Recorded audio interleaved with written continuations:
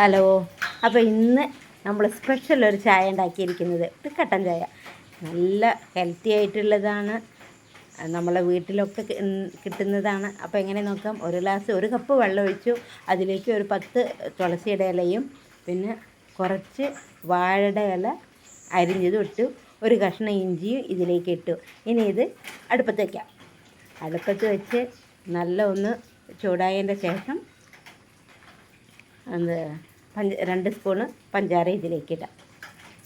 അപ്പം അങ്ങനെ ഇനി അത് നല്ല തിളച്ച് വന്നതിൻ്റെ ശേഷം ഒരു 1/4 ടീസ്പൂണ് ചായപ്പൊടി ഇതിലേക്കിടാം. അങ്ങനെ ഇട്ട് നമുക്ക് നല്ല തിളപ്പിക്കണം. നല്ല തിളയ്ക്കാൻ വേണ്ടി വിടണം അതിൽ.